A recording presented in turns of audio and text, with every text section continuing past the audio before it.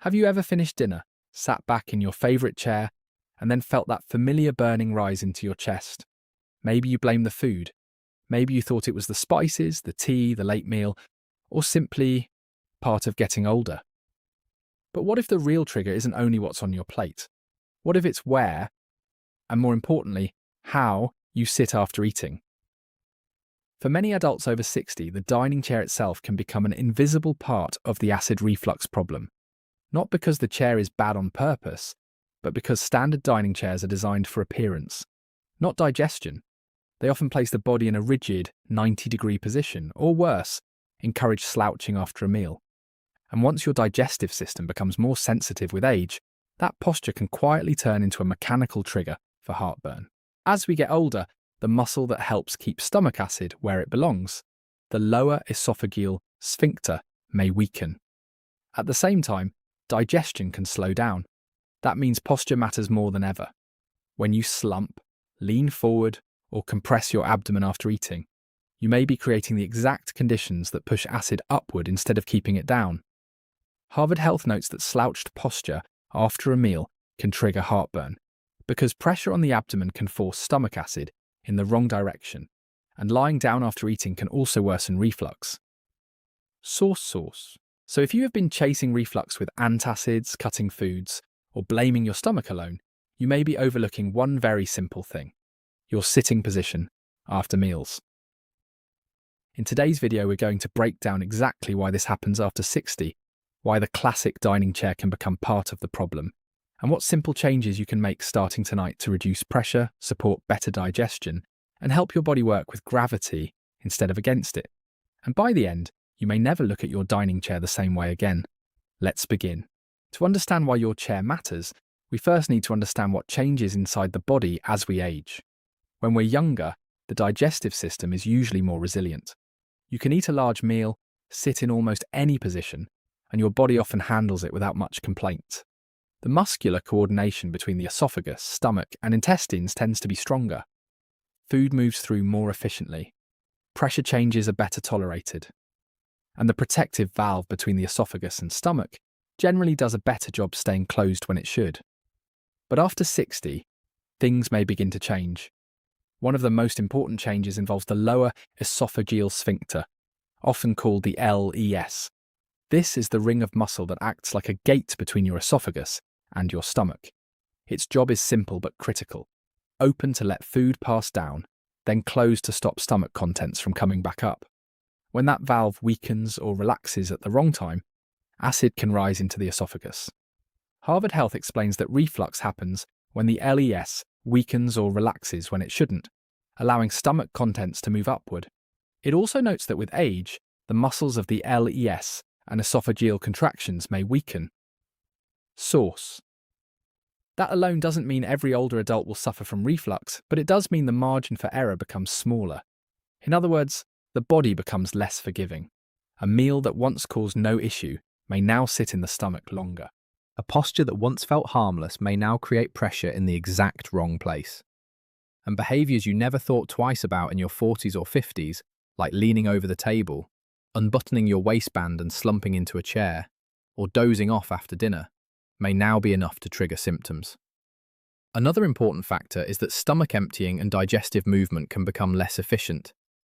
Harvard Health notes that if stomach muscles do not contract normally, this can delay stomach emptying and increase the risk that acid will reflux back into the esophagus. Think about what that means in practical terms. If food remains in the stomach longer and the valve above it is weaker than it used to be, then anything that increases abdominal pressure becomes more likely to push stomach contents upward. That is exactly where posture comes in. And this is why gravity becomes such an important digestive ally as we age. When you are upright in a supportive position, gravity helps keep stomach contents downward. When you lie down, slump, fold at the waist, or squeeze your abdomen after a meal, you reduce that advantage.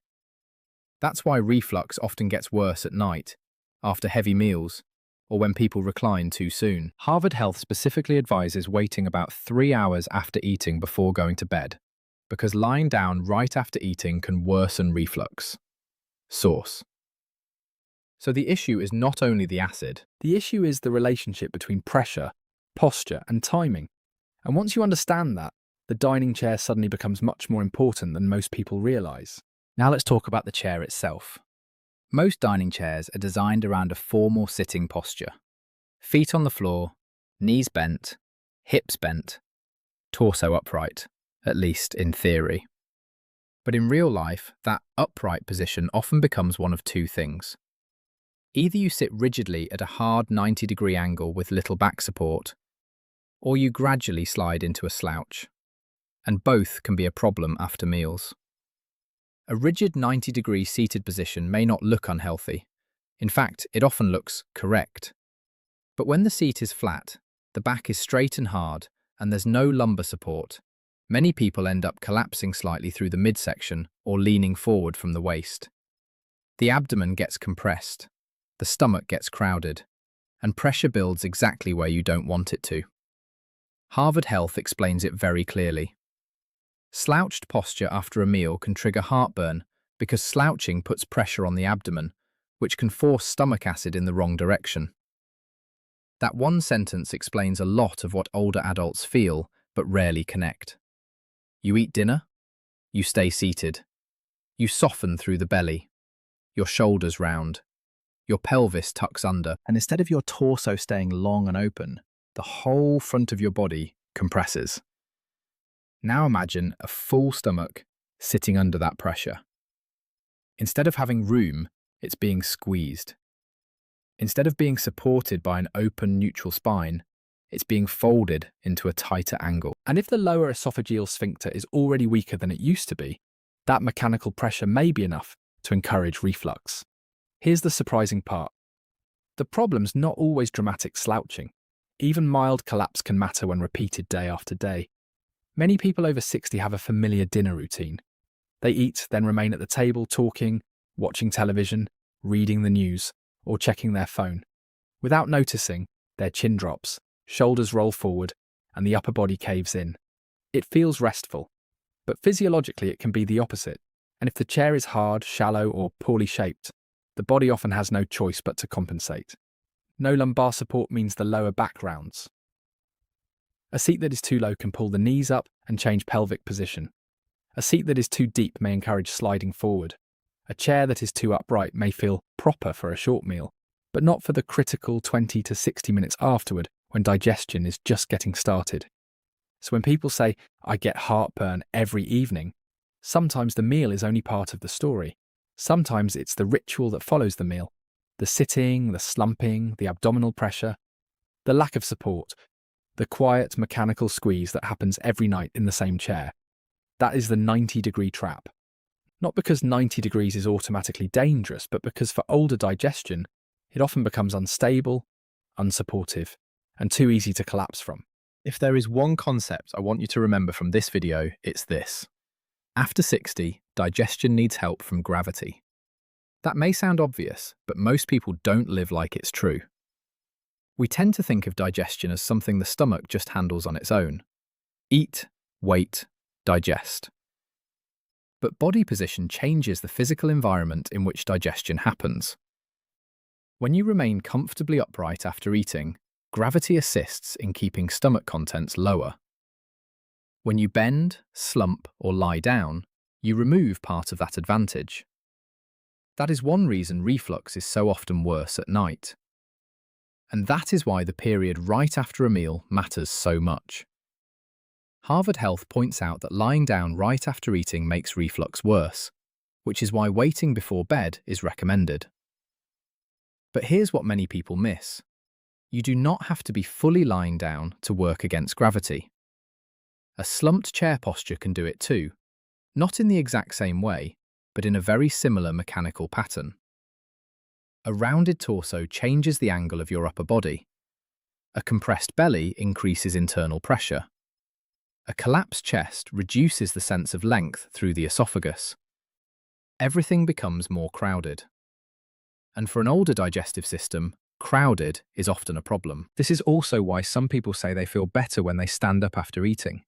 It's not their imagination.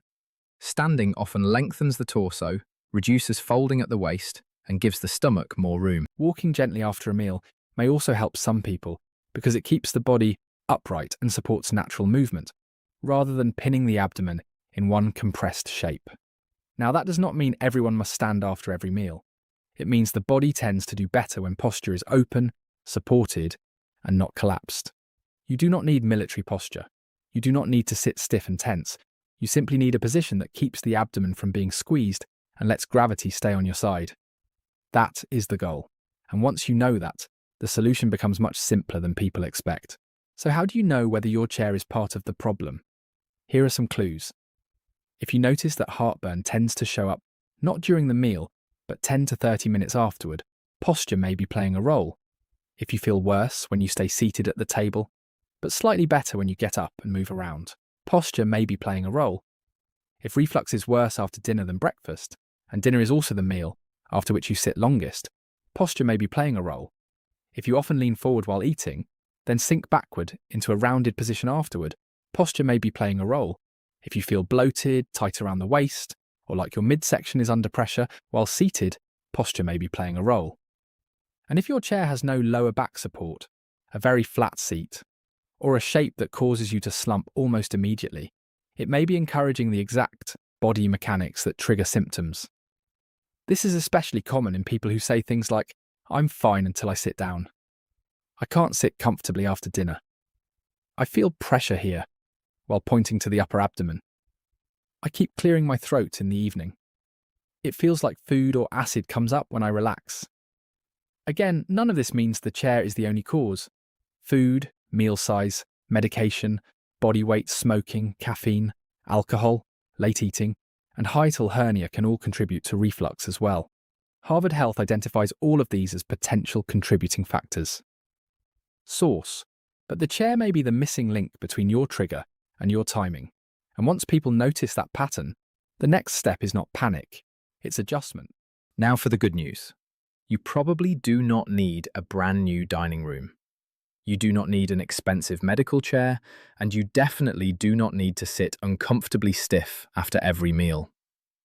What you need is a more digestion-friendly sitting setup. Let's start with the most important correction. Stop collapsing into the abdomen after meals. That means no deep slouching, no curling around your phone, no folding over your lap, no sinking into a position where your stomach feels compressed. Instead, aim for what Harvard describes as a neutral, upright spine position rather than a flexed or slouched one. It also suggests using lumbar support to help maintain that alignment. So what does that look like in real life? First, support your lower back. A small lumbar cushion, a rolled towel, or even a folded hand towel placed behind the lower back can help maintain the natural curve of the spine. This often prevents the pelvis from rolling backward and the upper body from collapsing forward. It's one of the simplest and most effective changes you can make. Second, consider seat angle. You do not want to feel folded in half. A slightly open hip angle is usually more comfortable than a strict, rigid 90 degrees. For some people, that means sitting on a small wedge cushion or choosing a chair that allows the pelvis to tilt slightly forward instead of tucking under. The goal is not to perch awkwardly. The goal is to reduce abdominal compression. Third, create more space between your ribs and pelvis. Think of gently lengthening upward through the crown of the head while keeping the shoulders relaxed. This is not about being stiff. It's about giving the front of your body room. Fourth, keep your feet stable. When the feet are supported and planted, the rest of the body is more likely to stay balanced. If the chair is too high and your feet dangle, or too low and your knees rise sharply, posture often deteriorates. Fifth, avoid tight waist pressure.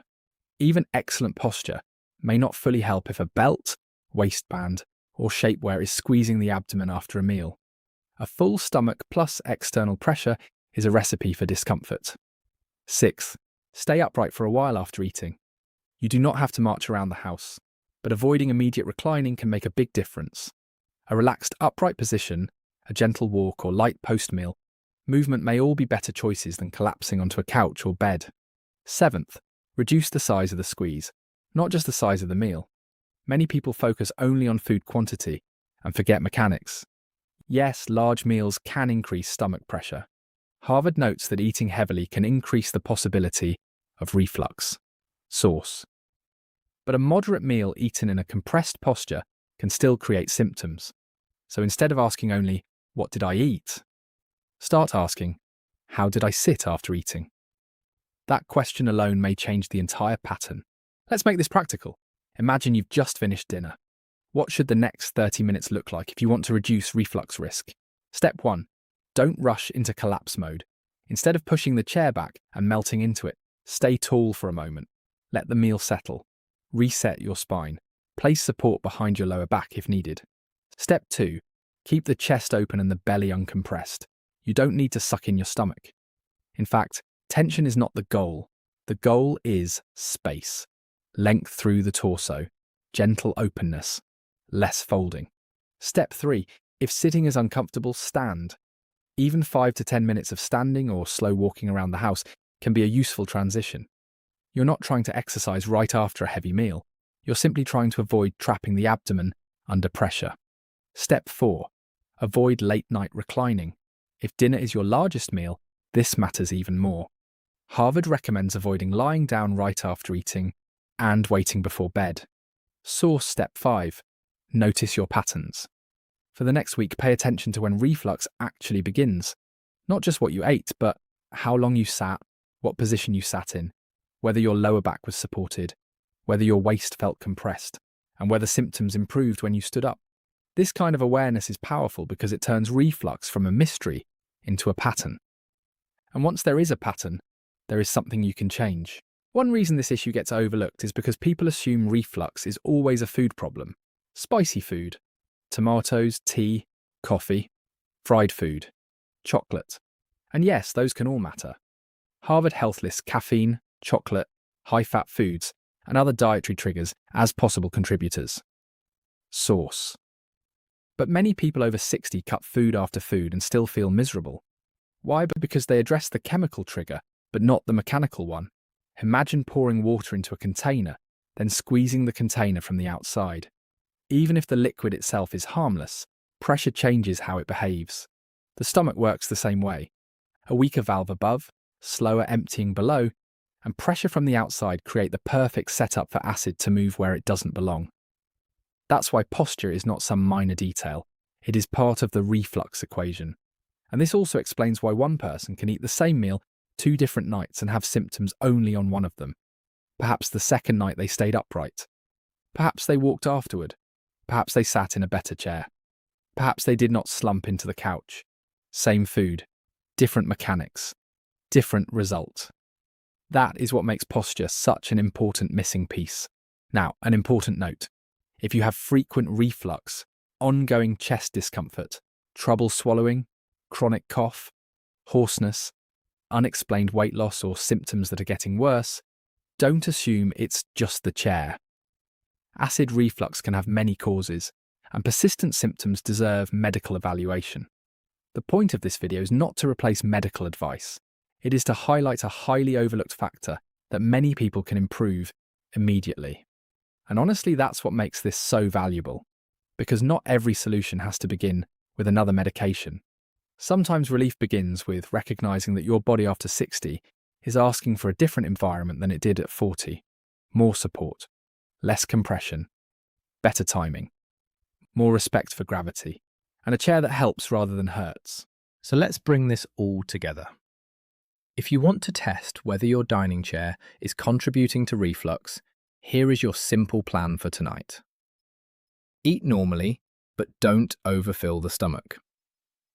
After the meal, place a small towel or cushion behind your lower back. Sit with a gentle, neutral spine instead of slumping. Keep the chest open and avoid folding over your lap. Make sure the waist area is not tight or compressed. Stay upright for a while after eating. If possible, stand or walk lightly for a few minutes, instead of sinking into a chair or couch. And most importantly, pay attention to whether symptoms change. You may be surprised by how much difference a small postural adjustment can make. Because sometimes, the mystery reflux isn't a mystery at all. Sometimes it's the same chair, the same posture, the same pressure, night after night. So is your dining chair secretly causing acid reflux after 60? Maybe not by itself, but could it be making the problem worse every single evening without you realizing it? Absolutely. And that's what makes this such an important change to notice. As the digestive system becomes more sensitive with age, the body often needs better support, smarter habits, and less mechanical strain. A weak or less reliable lower esophageal sphincter, slower digestion, and poor post-meal posture can combine into the perfect setup for heartburn. Harvard Health specifically notes that slouched posture after a meal can trigger reflux by increasing abdominal pressure, and that aging can weaken the LES and esophageal muscle function. Source. That means the fix may begin with something surprisingly simple. Sit differently, support your lower back, reduce abdominal compression, stay upright after meals, work with gravity, not against it. Your favourite chair may still stay in your home, but after today it should never control your digestion. If this video helped you see acid reflux in a completely new way, make sure to like the video, subscribe to the channel, and share it with someone over 60 who deals with heartburn after meals. Because sometimes the smallest daily habit is the one causing the biggest problem, and sometimes the simplest adjustment creates the biggest relief. Thanks for watching.